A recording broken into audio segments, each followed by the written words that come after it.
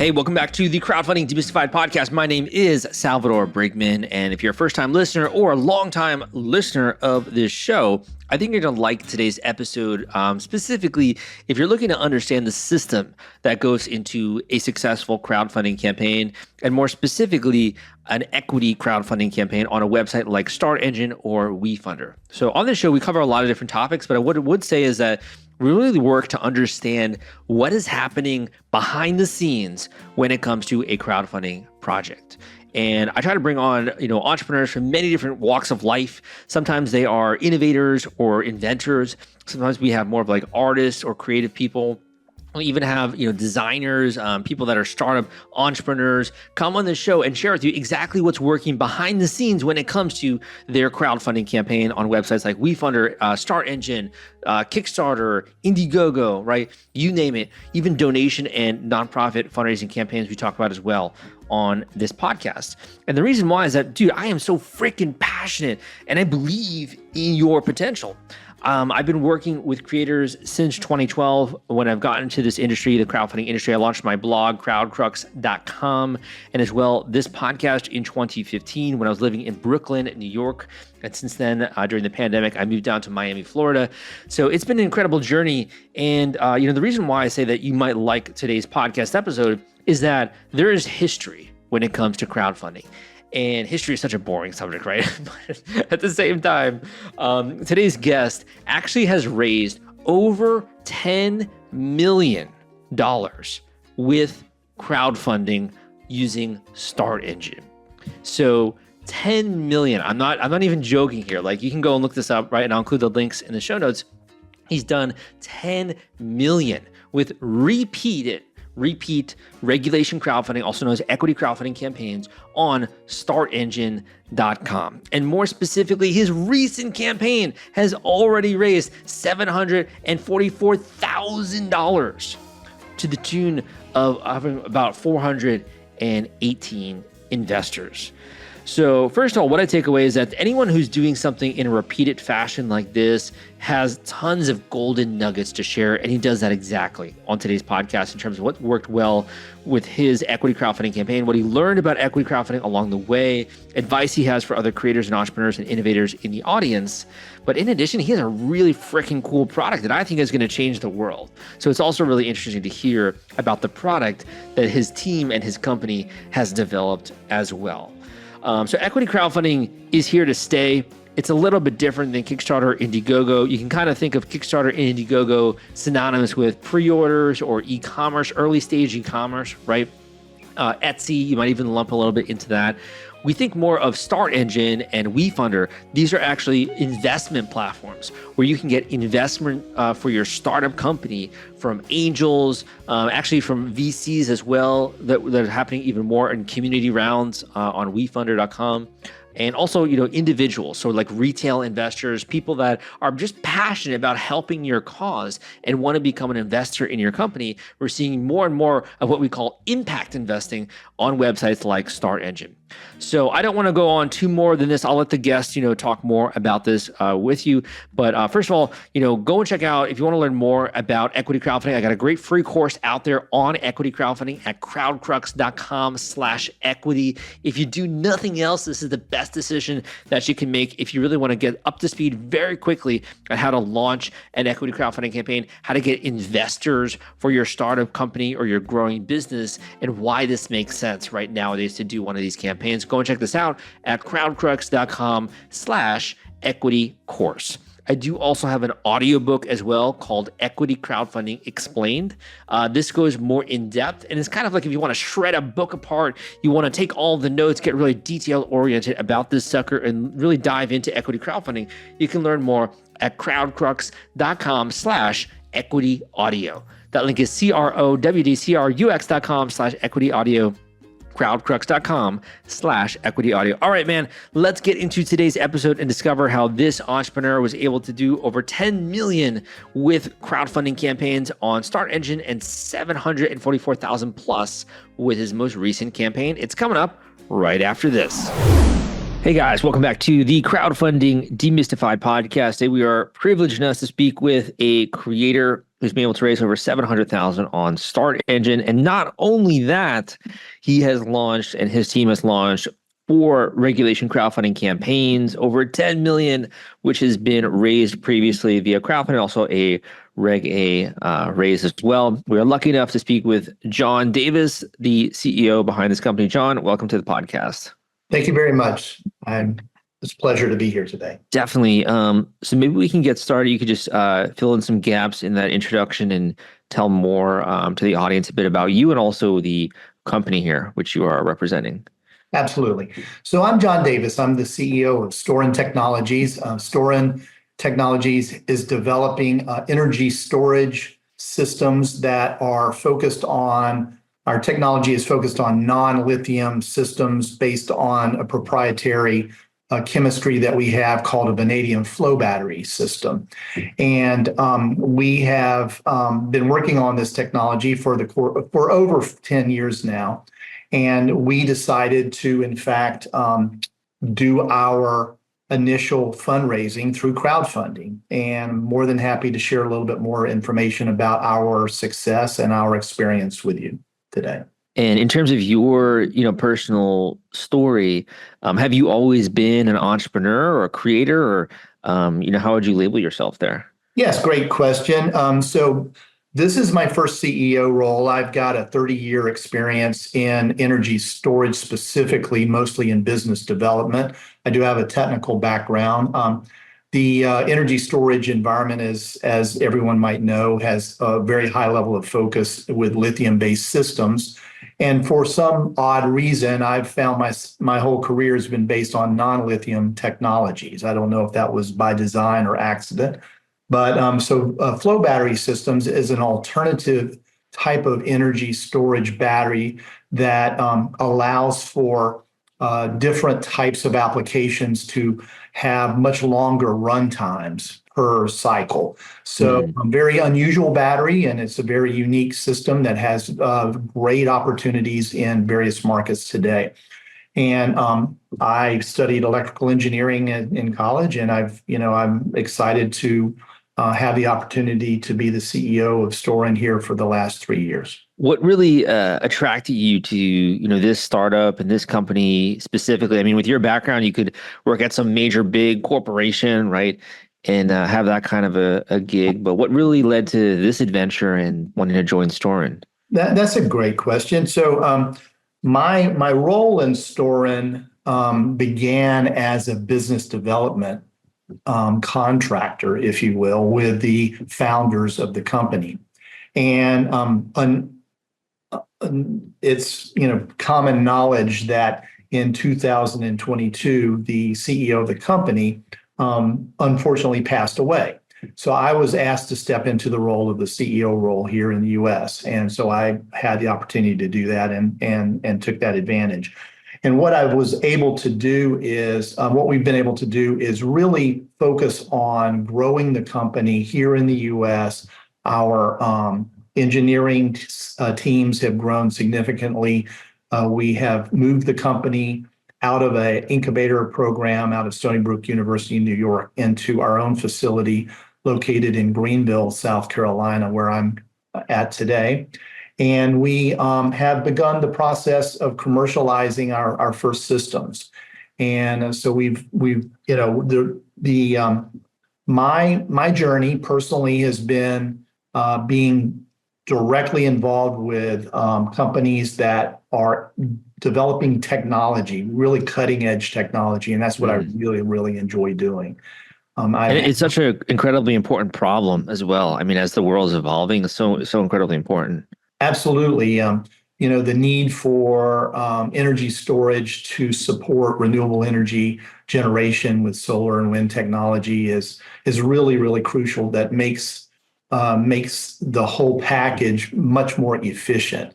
And the industry is growing just exponentially. I think I saw where last year the whole industry grew at least 350%. So it's just exploding. Our niche market is very specific to stationary applications. We're not a battery that would go in a EV. It's fairly large type of battery that requires containerization. So we have a very specific application for stationary energy storage that we're focused on. And we So, really hope to be the leader in non-lithium technologies as far as energy storage is concerned. so we'll talk a bit about your previous crowdfunding experience in just a second here, but just while we're on the topic, I mean, for those that are listening that also agree there's a huge need when it comes to energy storage, what really makes StorEn different? Like, where is this company going? How do you see it fitting into the larger landscape? Sure. There's a lot of technical differences between our batteries and lithium-based systems. Number one, the battery really does not degrade over time. That's a really amazing technical feature of the chemistry of the battery. So you have what we call extended runtime capacity and long duration energy storage systems where the battery can, in fact, last for 20 to 30 years, even if Wow. you charge and discharge it every single day. The other property that's very important is it's non-flammable. One of the major components of the battery is water. And so we do not have the issue that lithium technologies has to deal with as far as the flammability concern. And one of the third super properties of the technology is it's extremely recyclable. The electrolyte, the liquid electrolyte that we use is basically, like, as I said, water, sulfuric acid, and a component called vanadium pentoxide. So vanadium is an element. It's on the periodic table. It doesn't degrade. It doesn't, change. There's no major chemical reaction in the battery over time. So, in fact, that's what gives its longevity capacity. But it requires a significant amount of hardware to make the battery work. So it requires a much larger footprint. Therefore, that kind of defines the application that flow batteries, work best in. I see. So number one, it's not flammable. Number two, longer lifetime longevity when it comes to the battery. In terms of like the application, do you see this being used in residential use cases? Is this more like industrial? How do you feel like it's going to be used most in the future?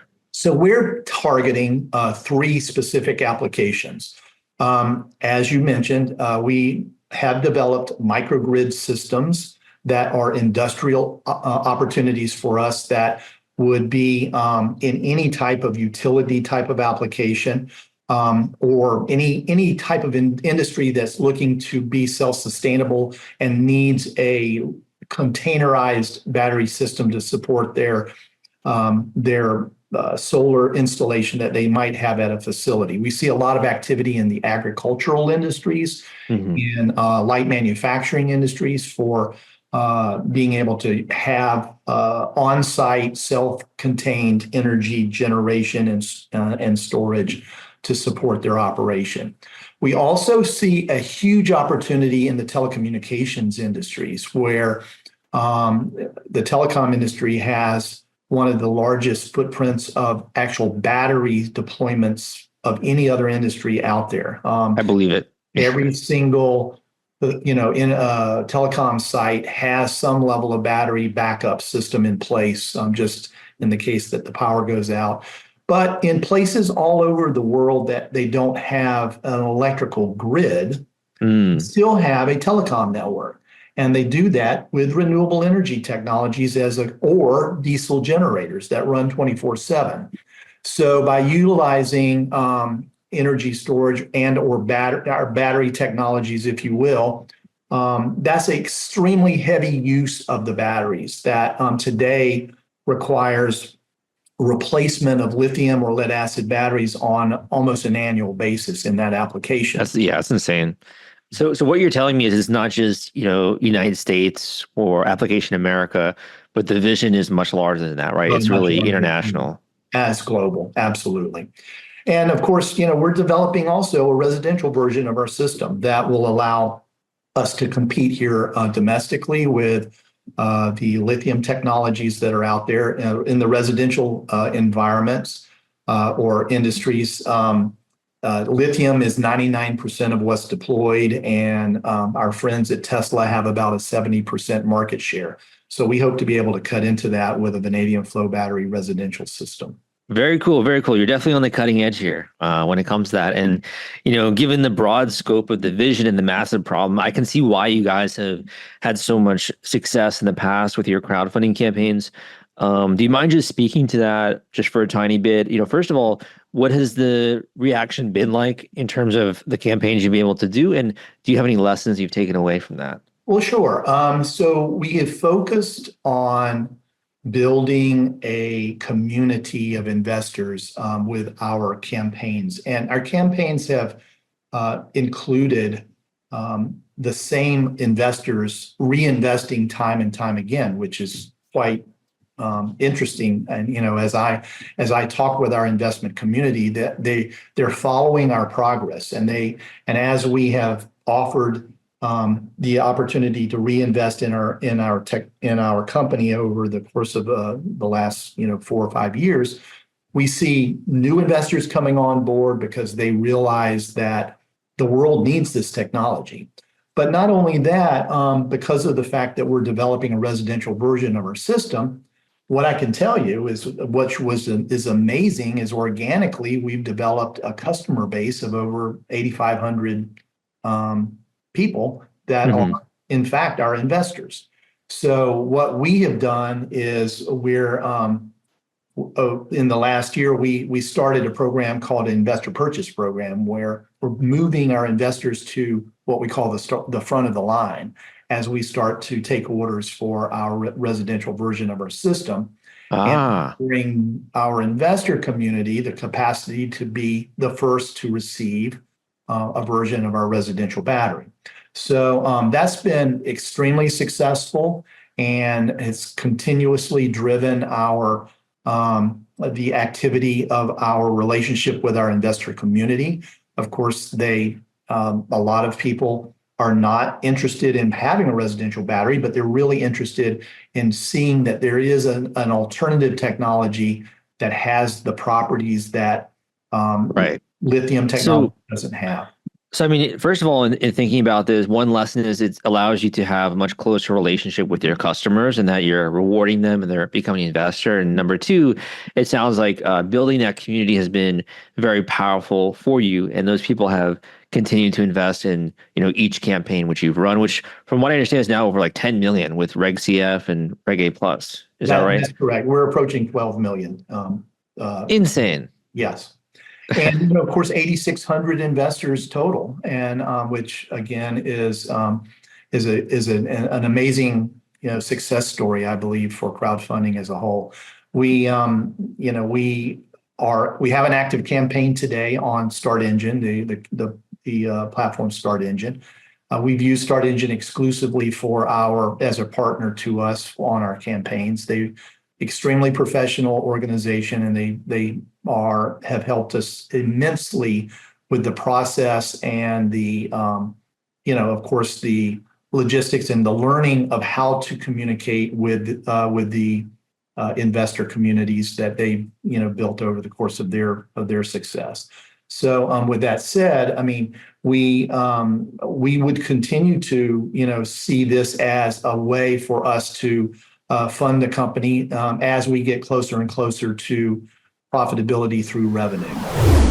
If you're worried about the fulfillment and shipping part of your Kickstarter campaign when it comes to getting out all those perks and rewards to your backers, rest assured I've put together a complete Kickstarter fulfillment and shipping checklist for you, and it's free. This is sponsored by the folks at FulfillRight, and they thought that you should have this checklist as part of your arsenal going into a crowdfunding campaign. If you want to get instant access to this checklist and it's free, you can go to fulfillright.com/checklist. Again, that is fulfillrite.com/checklist, fulfillright.com/checklist. Just go to that link and you can download it immediately. What is the reaction like? I mean, when you're talking with maybe other larger investors or other people in the industry, when you talk about doing crowdfunding, because I think it's really new. I get a lot of strange looks when I talk about crowdfunding, but clearly it's working for you. What's the reaction like, would you say? Well, when it comes to equity crowdfunding? that's really interesting that you mentioned that because I deal with that quite a bit. It's still amazing to me that the investment community doesn't recognize crowdfunding as a real opportunity, in my opinion. I mean, I see, I get the reaction a lot of times is I don't even understand how it works, to all the way through, wow, I didn't know you could be that successful type of thing. If I'm talking to other entrepreneurs about our experience, 90% of the time, they've not had any exposure to crowdfunding. They don't really know what it is. Their traditional way of raising money is to go through angel, investors, VCs, that type of thing. Mm-hmm. So the misunderstanding of how to perform a crowdfunding campaign successfully, I think, is still a challenge. The other thing is, you have to have your ducks in a row and you have to be patient. You have to make sure that you're running your company with all of the financial program reporting. Reporting that you would, just like a public company. We file exactly like a public company. Everything is audited, on a 6-month basis. So there's a lot of work involved with crowdfunding that maybe a startup company would not necessarily be involved with doing initially. But with that said, it's not a bad thing. It's really given us a way of prepping ourselves for when in fact we do move into the markets. We understand what's required. And so, I mean, I agree with you. I think a lot of people are kind of in the dark when it comes to crowdfunding. And I think this is a great opportunity. Is there anything that you feel like you wish you knew about crowdfunding, or any tactics that really worked for you, or anything you could pass on to help other people that are on that path or might be embarking on that path? Well, it's not a situation where you just stick a website together and stitch a website together and then, sign up on a platform and wish for the best. It's daily work. It's marketing. It's reaching out. It's social media.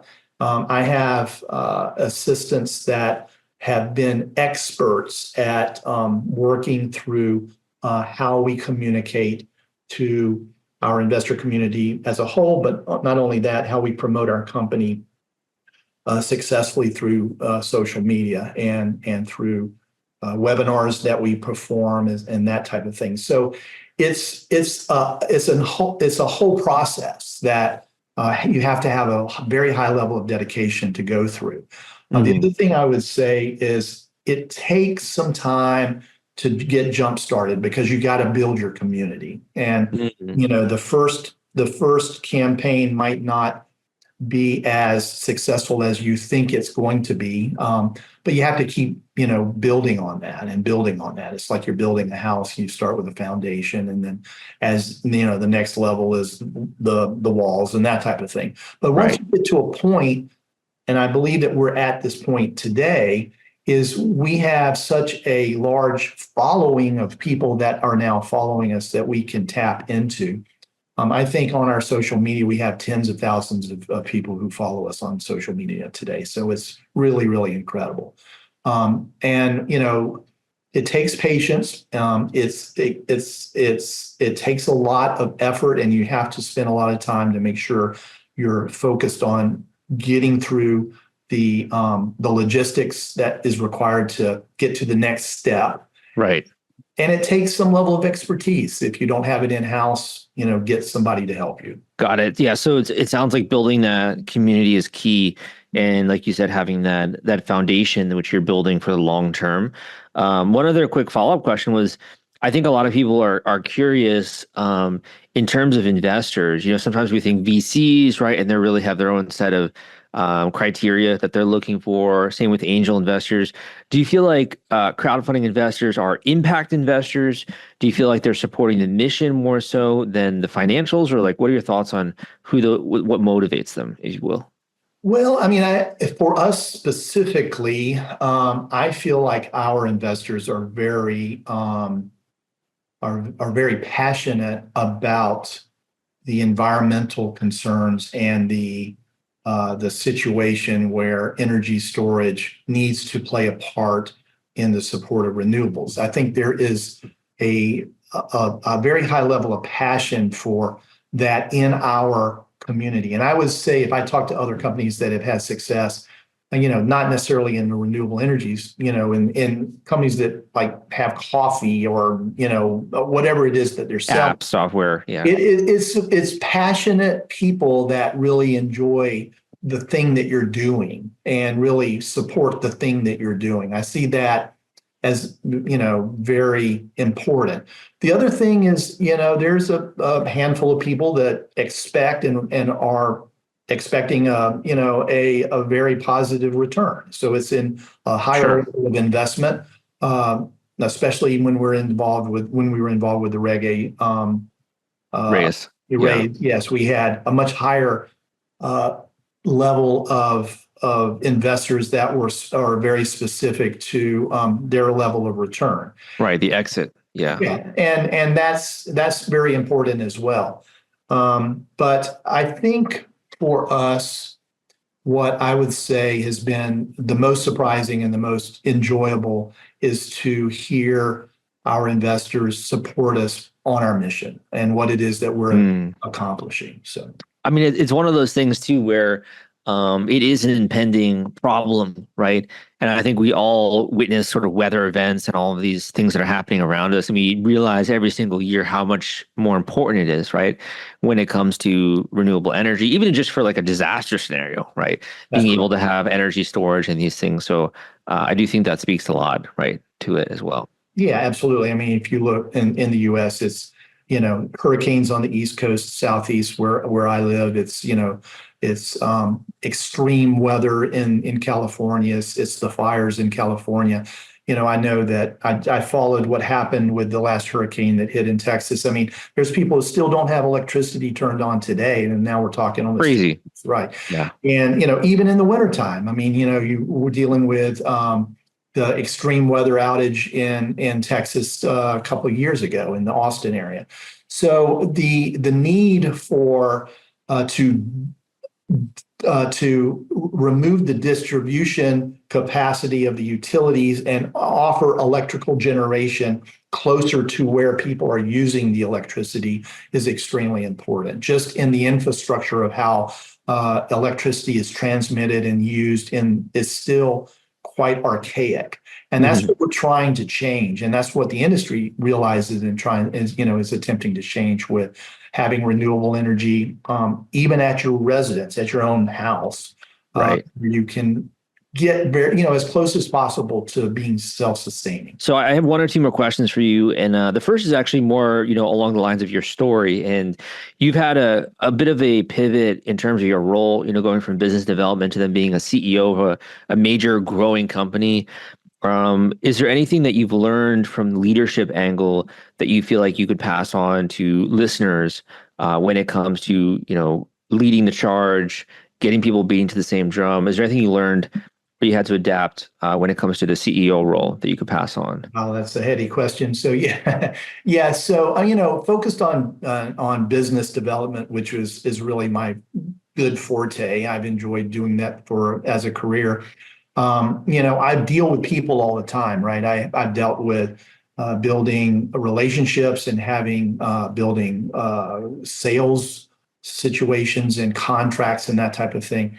The CEO role is an operations role. It's having your pulse on every part of what's going on in the company, especially a small scale company like ours. It's much more on the technical side, making sure we're meeting our technical development scheduling, all the way to HR. I've not had that much to do with compliance with HR and dealing with our employment requirements and dealing with the state's requirements, that type of thing. So it's just you have to kind of pivot your mind to be a problem solver every single day. Not that everything is a problem. It's just that you have to be able to make the decisions that don't linger, to a point where they become a problem. Right. And it can be, every part of the company has to be managed and maintained at the top level. Of course, delegating that to our team members is important, but it just has to be monitored, managed, and maintained. And that's been what I've had to learn very, very quickly. Well said. Well said. Well, very inspiring. Where can people go to learn more about your current campaign here on StartEngine, discover more about this new method you've developed when it comes to renewable energy? Where can they go learn more about that? Sure. Our website is www.storen.tech, T-E-C-H. We, of course, you can Google our company. We're very, very out there on social media and that. StartEngine, if you go to StartEngine's website, www.startengine.com/StorEn, STOREN, and you will see our campaign that we have running right now. Great. And I'll be sure to link that up in the show notes. My final question for you, and we can end on this note. We can either end with a word of encouragement for other innovators and entrepreneurs that are in the audience, a final tip about crowdfunding, or even a quote that you like that you've heard from someone else, anything like that. Well, I think what I like to do is encourage startup entrepreneurs to consider looking at crowdfunding as their format to raising money, because it is in fact how you can build a level of relationships with an investment community that will follow you forever. They'll follow you from day one when they make the initial investment to the time that you get through your IPO and they become part of your community there. So it's an amazing journey that we've been able to go through. I could not think of a better way of doing this that we have been able to be successful at.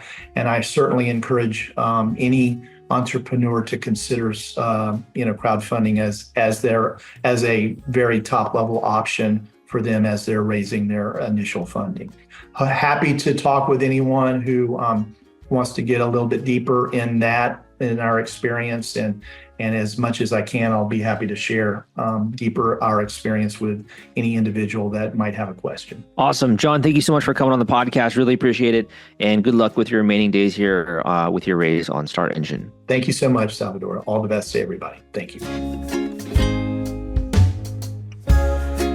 Hey, thank you for listening to this episode of the Crowdfunding Demystified podcast. My name is Salvador Briggman, and if you enjoyed today's episode, please give me a positive rating and review on iTunes. That would mean the world to me. That's like a great way to just thank me and the rest of the team, right, at CrowdCrux for producing this show, which we've been doing like religiously, pretty much, since 2015 when I launched this in Brooklyn, New York. So if you do love it, again, leave a positive rating and review. But in addition, if you're kind of sinking your teeth into this, you're dipping your toes in the water, and you're like, you know what, this sounds great, but maybe it's a little bit complicated still to me. I'm still trying to understand and put together the pieces, and I'm a really smart person, but I just need a little bit of help, a little bit of guidance, a little bit of hand-holding, right, when it comes to that, or even some executional help going into one of these campaigns. How could I find that?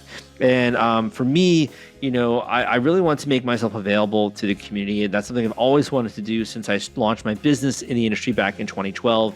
And one of the ways that I've chosen to do that is to offer myself and to make myself available via individual one-on-one intensive coaching calls. So these are calls where, I have a guest or a student who's been listening, they come in, they call in, and we go through the ins and outs of their startup, their campaign, their product. Sometimes we're also making minor adjustments. So for example, I have someone who's looking to launch on one platform, and we realize that another crowdfunding platform could actually be a better fit for them. Or they think about going in with one strategy, and we make a minor adjustment, and it has a profound impact going into their upcoming campaign. So I always recommend, booking a coaching call as soon as you can, because that can have a much bigger impact. You think about like golfing, right? With a golf swing, if you just make a minor adjustment early on, it can have a huge impact on the trajectory of that ball when it goes down the course. And the same thing, applies to coaching. I have a lot of students as well who have never, booked an individual coaching call before in their lives. They've never had a coach, maybe outside of, having someone help you with your tennis swing, right? Or I did fencing, like foil fencing, the sport, for 10 years. And I sucked at it for at least a year or two when I was doing group coaching and group classes. But then finally, when I got a mentor who was actually a previous Olympian, and I actually started to do coaching sessions or mentorship sessions, individual training and footwork and foil work with her, I got like really good. I ended up getting nationally ranked, and it was like awesome. So you've probably done coaching before in your life, and this is really just souped up and supercharged and applied to your campaign. So if you want to learn more about that, again, go to the link at crowdcrux.com/coaching. That link is crowdcrux.com/coaching. That link is crowdcrux.com/coaching. You can learn more about it there, or you can book your individual one-on-one coaching call ASAP. Don't put this off. Go and learn more at that link. Thank you so much. My name is Salvador Briggman. Go out there, kick ass, take some names, make some progress this week, and I'll see you next week with another incredible episode.